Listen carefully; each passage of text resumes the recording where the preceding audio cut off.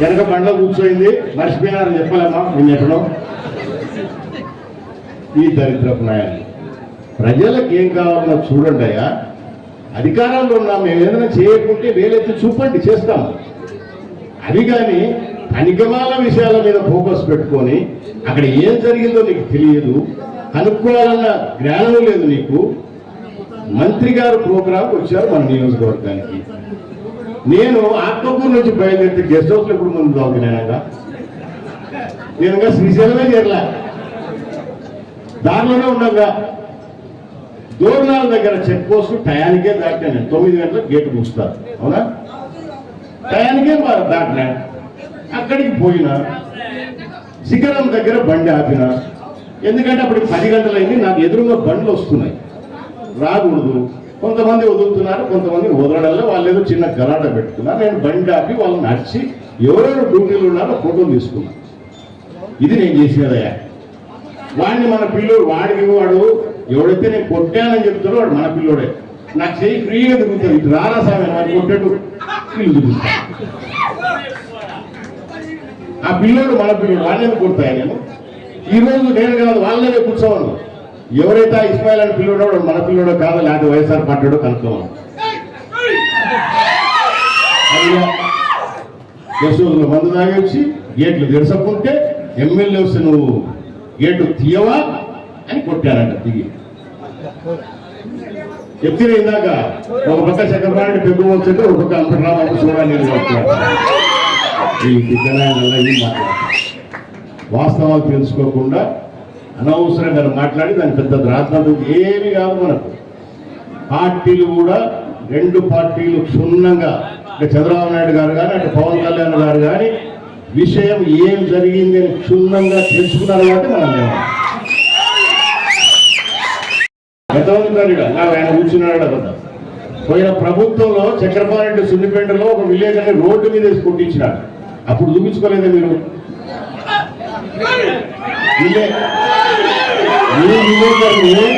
Road మీద సంతే మీరు చూపించుకోలేదే?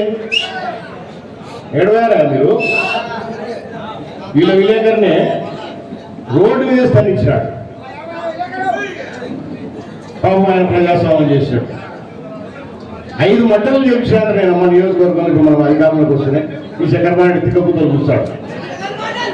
ఎన్ని మంటల్లో 5 మందిని పంపించాడు. నేను అదే పని, నాకు వేరే పని లేదు. మనుషులు పంపించడమే పని నాకు. తిక్కపుతల వల్ల ఏదో 4 మైకులు వాళ్ళు పెట్టారు కదా అని చెప్పేసి నీ బుద్ధి కూడా మాట్లాడితే నీకు చెప్తూనే ఉన్నా.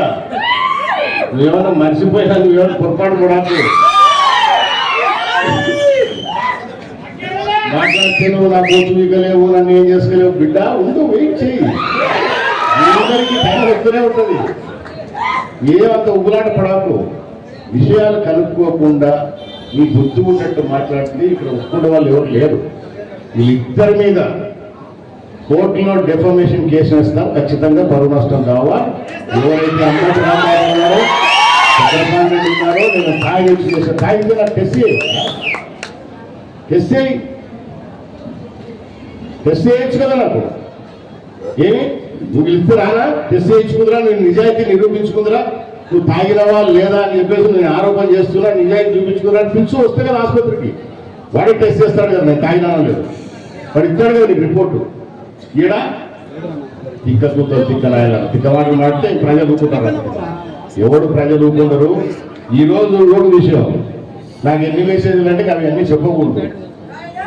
ఫారెస్ట్ డిపార్ట్మెంట్ ఎంతమంది ఇబ్బందులు ఉన్నారో మన నియోజకవర్గం తెలుసు, పక్క నియోజకవర్గాలు కూడా తెలుసు. ఏ రకంగా ఇబ్బందులు పడుతున్నారు, వాళ్ళ వల్ల సమస్యలు, అనేకమైన సమస్యలు ఉంటాయి.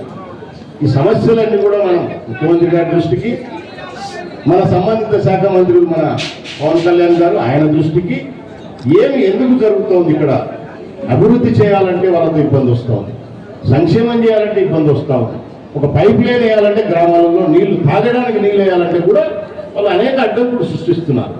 సో ఇవన్నీ మేము దృష్టికి తీసుకుపోతాం, గతంలో తీసుకుపోయినాం, ఇప్పుడు కూడా తీసుకుపోతాం.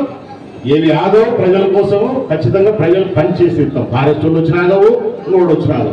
గౌరవంగా మర్యాదగా మనం ప్రభుత్వంలో ఉన్నాం కాబట్టి ప్రభుత్వానికి తెలియాలి. తెలియజేసిన బాధ్యత మనకు ఉంది కాబట్టి, ఎందుకంటే ఈ లంగనాయాలు ఇష్టం వచ్చేట్టు మాట్లాడతారు కదా, వెనక తెలుసు ముందు తెలుసు, అవునా? మీడియా ఉంది కదా, చెన్ను ఉంది కదా, రాసుకుంటుంటారు.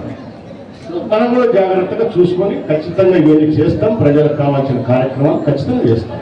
మహానందిలో రోడ్డు వేయకుండా అడ్డం పడినారు.